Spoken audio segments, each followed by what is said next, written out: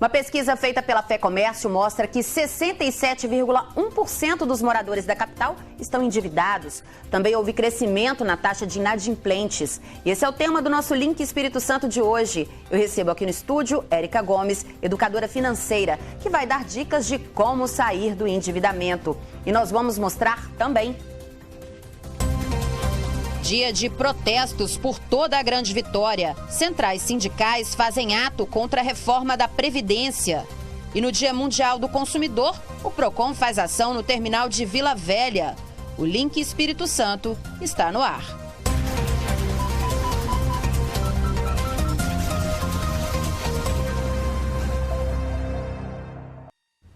Boa noite.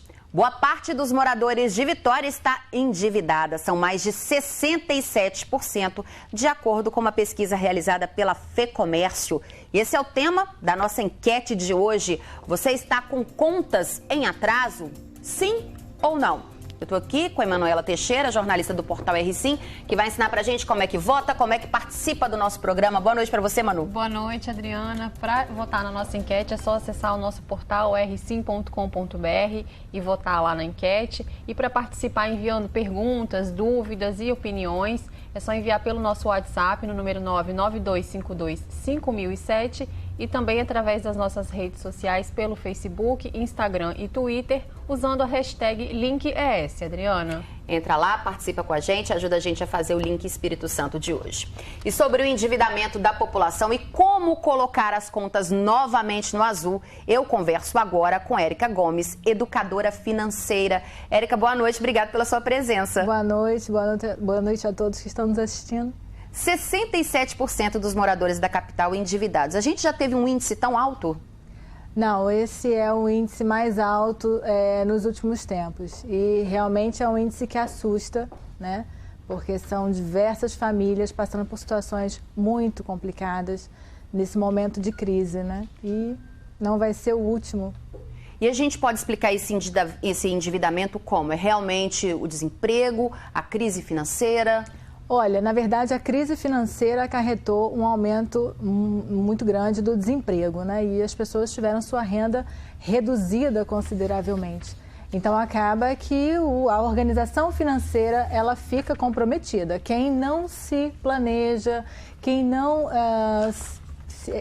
se guarda para esses momentos, realmente passa por situações muito complicadas. Pois é, tem o problema de não ter o dinheiro para pagar as contas e tem o problema também de fazer novas contas diante da situação, principalmente no cartão de crédito. Ele continua sendo o principal vilão das famílias? Ele continua sendo o principal vilão das famílias. Na verdade, é onde está a maior endividamento das famílias. As pessoas continuam não sabendo usar o cartão de crédito. Há uma preocupação muito grande porque a maioria acaba, justamente por não ter dinheiro, acaba pagando a fatura no mínimo. E aí vem aqueles juros absurdos, né? Que a gente chegou aí em 2016 a 400% ao ano. Então, realmente, o cartão de crédito ele tem sido uma armadilha se você não souber usá-lo, na verdade. Houve agora essa mudança no pagamento mínimo do cartão, né? Isso pode colaborar para diminuir a inadimplência? Olha, eu acho que para diminuir a inadimplência, a pessoa precisa saber usar o cartão. Eu não acredito que a mudança do crédito rotativo ela possa contribuir se você não souber usar, né? Então, na verdade, o cartão de crédito ele tem que ser seu amigo e não vilão da sua vida financeira.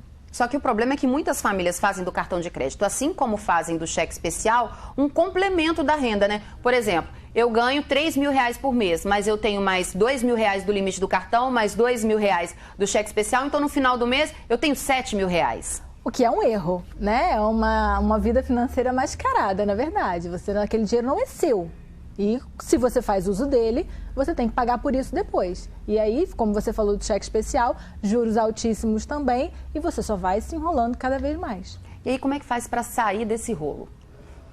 Pois é, organização financeira não é uma situação fácil, né? Não é tão simples assim quando a gente já está acostumado a ter maus hábitos. Então, na verdade, eu acho que deveria ser matéria de escola. Essa é a minha opinião. Essa é a minha opinião. Eu acho que a gente tinha que aprender desde pequenininho. Então, e esse é o nosso objetivo. Na verdade, a gente precisa saber lidar com o dinheiro de uma forma saudável para você conquistar a sua independência financeira, a sua autonomia financeira, para você conseguir realizar os seus sonhos e os seus objetivos.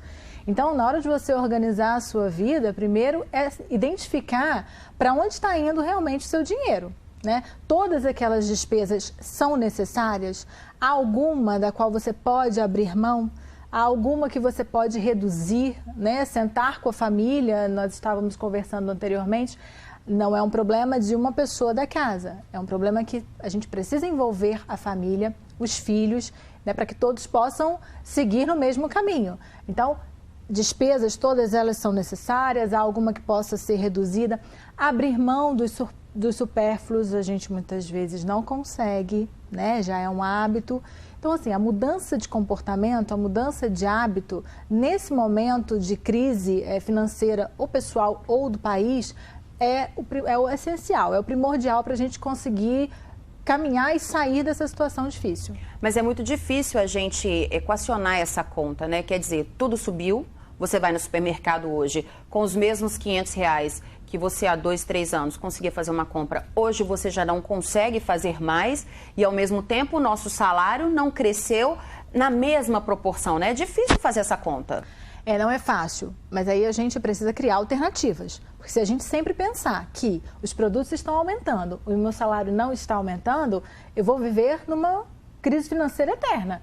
Então, chegou no supermercado, primeiro ponto, entrar com uma lista de compras nas mãos, porque o seu olho, ele é atraído pelo supérfluo, né? O supermercado, ele é organizado de uma forma que atraia o consumidor a comprar diversos produtos e muitas vezes sem uma lista na mão, você sai do supermercado mais com o que não era necessário do que o que você realmente foi comprar. Então a lista, ela já te disciplina, ela já te traz um foco, né? E por que não experimentar novas marcas? Né? Num momento como esse, eu acho que para criar alternativas, essa é uma delas. Se eu antes usava um sabão X, por que não experimentar uma nova marca? E muitas vezes você pode descobrir até uma marca que agora você acha que é melhor, passe a gostar mais, exatamente. Então eu acho que a gente precisa criar alternativas e não ficar só pensando que tudo aumentou e o meu salário não aumentou. E aí, a gente precisa continuar caminhando. Érica, a gente vai para um rápido intervalo, daqui a pouco a gente volta a conversar sobre isso, a dar dicas, né, de como as pessoas podem realmente sair do endividamento, sair do buraco. Daqui a pouquinho a gente volta. Bom, hoje o nosso programa é sobre endividamento e a gente quer saber se você está com as contas em atraso. Manu, qual é a parcial da nossa enquete? Adriana, até agora 68% dos nossos internautas dizem que estão sim com as contas em atraso, só 32% dizem que não. A gente recebe aqui a Érica, que é consultora. Érica, te surpreende esse número 68%? Bate com a pesquisa, né? A pesquisa fala em 67,1%, a nossa aqui está dando 68%. Exatamente. Não me surpreende muito, justamente porque a gente não tem uma educação financeira lá de trás, né? Então as pessoas realmente não se preparam, não se planejam. O brasileiro não está habituado a pensar a longo prazo. Então, quando eu digo a longo prazo, não é daqui 2, 3 anos, né? Daqui a muito tempo. Como vai ser na minha idade de aposentadoria, quando eu não puder mais trabalhar, como que eu vou sobreviver, quem vai pagar as minhas contas. Então, não me surpreende, não. A gente, no começo da nossa conversa, falou sobre as dívidas do cartão e que é a maior procura que o Procon tem para ajuda, para renegociar dívidas. Quem hoje deve ao cartão de crédito, Érica, qual é o primeiro passo? A primeira coisa que a pessoa precisa fazer é o quê? Quebrar o cartão? Ela pode até fazer isso, mas quem é viciado no cartão vai logo conseguir outro. Exatamente. Então, na verdade, você precisa mudar o seu comportamento em relação à utilização dessa ferramenta, né? O cartão de crédito nada mais é do que uma ferramenta para você efetuar uma compra.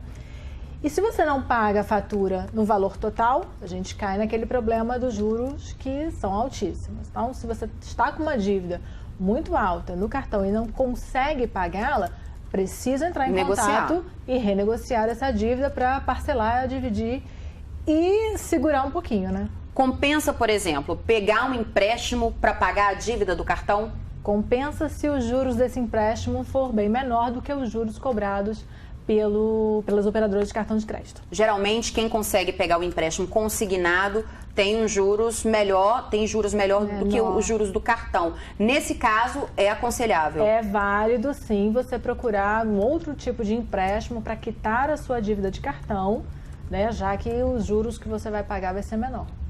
Agora, o que a gente pode cortar e o que a gente deve priorizar, Érica? Por exemplo, plano de saúde tem que ser uma prioridade? A escola dos filhos tem que ser uma prioridade? O que pode ser cortado e o que tem que ser priorizado?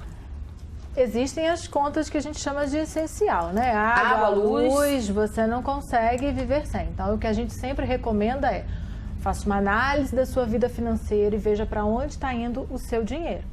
Está indo só para o lazer, para muitos supérfluos. Cuidado com o desperdício, com o excesso, né? Vamos fazer as contas e verificar. Às vezes a gente vai no supermercado e fala assim: eu acho que meu açúcar acabou.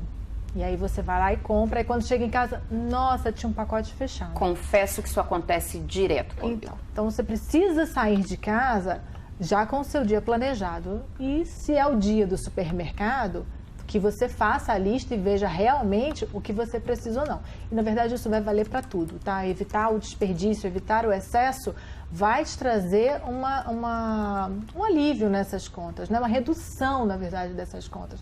A questão de água, luz, a gente sempre fala, né? A gente está cansado de ouvir. Na economia, não só para o seu bolso, mas isso ajuda também uma questão ambiental. Então, reduzir o tempo de banho, não esquecer a luz acesa, pedir ajuda às crianças, né? Para, olha, observa se a mamãe esqueceu, ensinar também, né? Eles precisam colaborar, mas você tem que ensinar também.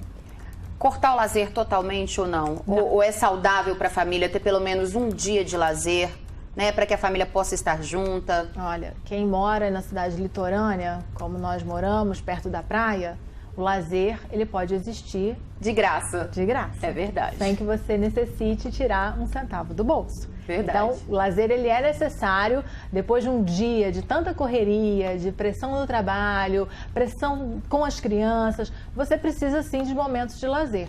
Mas você precisa ponderar, né? Não dá para você levar o seu filho no shopping e gastar R$200 com brinquedos e naqueles lugares para jogar os joguinhos, enfim, eu sempre falo, vamos criar alternativas, né? No supermercado, no lazer, dentro de casa, para que a gente consiga estabilizar essa questão financeira. E aprender a falar não para os filhos também é muito importante, né, Érica? Para tudo na vida, não só para uma questão financeira. Mas a criança para as crianças, elas precisam entender. Elas precisam entender, elas precisam fazer parte do processo, essa readequação de orçamento financeiro, a criança tem que fazer parte. Não adianta você querer poupar, porque em algum momento ela vai ser sacrificada. E se ela não sabe a verdade, se ela não sabe o que está acontecendo dentro de casa, ela não vai conseguir te ajudar. Então, ela precisa participar do processo. E a criança entende? Entende. A experiência que vocês têm mostra que as crianças conseguem entender. A gente trabalha com crianças a partir de 3 aninhos, com educação financeira, e sim, elas entendem o que é, elas entendem o que é economizar. Basta que você sente, né, use os termos corretos para a idade daquela criança, que ela vai entender e vai colaborar. Érica, a gente vai de novo para um rápido intervalo, daqui a pouco a gente volta a conversar, responder as perguntas, né, dos telespectadores. Se você está em casa e tem alguma dúvida, manda para a Érica que ela vai responder. Manu, vamos agora para o resultado da nossa enquete? Vamos. Quantos % dos nossos internautas, dos nossos telespectadores estão endividados? 70%, Adriana, 70% dos nossos internautas disseram que estão endividados. 70%, mais uma vez, bate aí com a pesquisa que fala em 67% dos moradores de Vitória endividados. Tem pergunta para a Érica, Manu? Temos aqui perguntas e comentários. O Cadu, de Campo Grande, em Cariacica, diz que tem 20 anos e que quando começou a trabalhar fez logo um cartão de crédito. Ele diz que sempre pagava a parcela mínima porque não conseguia pagar o valor total da fatura. E em um ano ele viu as contas virarem uma bola de neve. Então o Cadu já tentou negociar a dívida para pagar o que deve, mas a empresa não ofereceu uma opção justa. Ele pergunta como pode sair desse problema. É a famosa bola de neve. Exatamente. Bom, eu recomendaria que ele buscasse, como a gente já tinha comentado, algum empréstimo com juros menor para que ele possa quitar essa dívida, já que a operadora não está sendo justa com ele, né? Mas ele precisa realmente sair dessa dívida, porque o cartão de crédito, como a gente já comentou diversas vezes, é o top, assim, da... E ele pode procurar o PROCON também para ajudar a renegociar essa dívida, né?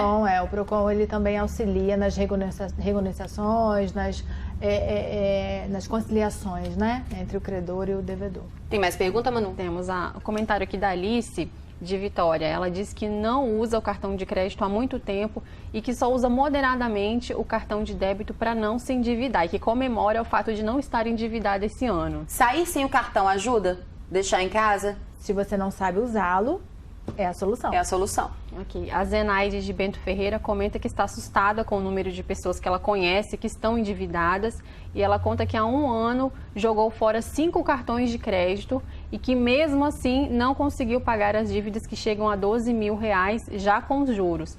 Ela comenta que está gostando muito das dicas da Érica, mas mesmo assim ela diz que precisa de um milagre porque não consegue saldar essa dívida de R$12 mil, mesmo quebrando os cartões de crédito. Milagre a gente ainda não faz, mas planejamento é a maior recomendação nesse caso, né? A gente precisa se planejar para sair dessa situação. E a gente precisa ficar alerta, Érica, porque o cartão de crédito ele é uma armadilha, né? Muitas vezes o limite que o cartão nos oferece é muito maior do que a nossa renda. Então aquele dinheiro vem muito fácil e você acaba gastando muito fácil. Quem não presta atenção nesse ponto vai gastar tudo aquilo que o banco está oferecendo. Então a dica é: tenha como limite de cartão de crédito metade do valor que você recebe da sua renda. Da sua 50%. Renda. Exatamente. Tem mais pergunta, Manu? Temos a Ireni de Santo Antônio, comenta que trabalha como empregada doméstica, trabalha todos os dias e que mesmo assim não tem conseguido pagar as contas porque o salário não acompanha o preço dos produtos que ela tem comprado. Ela diz que já trocou a marca dos produtos que usa, mas não está conseguindo pagar a conta de luz, que já está no 3º mês de atraso. Ela pergunta se existe alguma solução para essa situação, tentar comprar outros produtos mais baratos. Com certeza, é uma alternativa, né? Talvez rever o que ela está comprando. Será que realmente é tudo necessário? Será que não tem nada que ela pode abrir mão até que ela se organize financeiramente? Agora eu vou dar uma dica, viu? Na internet, por exemplo, na questão do sabão, né? Essas coisas que são bem caras na internet, tem várias dicas que ensinam a fazer, sai muito mais em conta, sai muito mais barato. Nesse momento de sufoco, nesse momento de crise, compensa dar uma olhadinha, aprender a fazer e fazer em casa. Isso aí. Nós temos aqui a última participação do dia, Adriana, o César de Linhares. Ele quer saber até que ponto é importante estabelecer uma mesada para as crianças. Mesada para a gente é uma ferramenta que vai auxiliar as crianças a já aprenderem desde cedo a controlar, a administrar a sua própria vida. Então a gente recomenda que a partir dos 7 anos essa ferramenta seja utilizada sim. Érica, a gente está falando do hoje, a gente está falando do presente, da crise, do desemprego, mas o brasileiro ele precisa aprender, para encerrar nossa conversa, o brasileiro ele precisa aprender a planejar o futuro. A gente está vendo aí, né, todo mundo falando dessa mudança da reforma da Previdência. Isso quer dizer que o brasileiro ele não se planejou para envelhecer? Não, o brasileiro ele não se planejou para envelhecer e por isso ele fica tão preocupado com todas essas reformas. Tão dependente não foi da a primeira, não será a última, provavelmente o governo muda, nós teremos novas reformas. Então o planejamento do futuro é o primordial para que você envelheça bem, né, para que você realmente curta o que a gente chama de melhor idade. Uma previdência privada seria a indicação? Ajuda bastante, mas a melhor indicação é buscar um especialista em investimentos para que você verifique qual o melhor investimento para o seu perfil e para aquele objetivo que você traçou. Muita gente acha que é preciso ter muito dinheiro para isso e não. Não, né? Não é preciso ter muito dinheiro, você precisa se planejar. Você estipula que padrão de vida você quer ter no futuro, você se planeja para atingir esse padrão. Tá certo. Érica, eu gostaria de agradecer a sua presença aqui no Link. Muito obrigada pela sua presença, pelos seus esclarecimentos. Eu acho que deu para todo mundo aprender um pouquinho de como fazer para passar por esse momento de sufoco. Obrigada.